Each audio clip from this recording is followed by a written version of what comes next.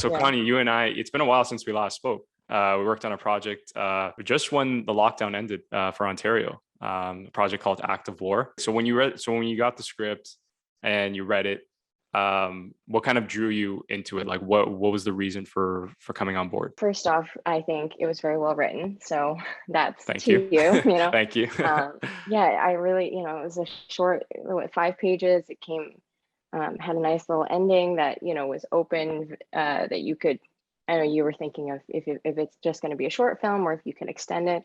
It was just very well written. That first thing really drew me, as well as, it's a different kind of character than I've gotten a chance to play. So just, I mean, she's playing with guns and I've never played with a prop gun, things like that, just trying to get Yeah. that kind of experience, and sort of that practice. And, she's got injuries, prosthetics. That's a whole different layer of the acting, that kind of taking on that physical life as well as, the emotional life.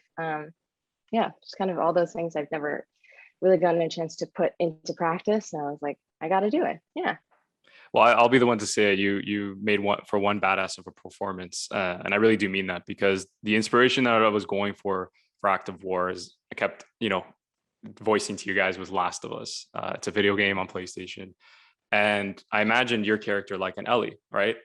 You wouldn't think it that she has all this fire in her, this rage, but when you start speaking and the mannerisms in which you like talk to the character, like just going through the footage when I was editing, and just the way you would enunciate the dialogue. There were many times like you said it perfectly where I didn't even have to like chime in or anything like that. Obviously we had takes here and there, but that's granted when you're on a film set. But there was a lot of times, especially again, because I reiterate how the short time that we had, you executed exactly like how I envisioned the character to be.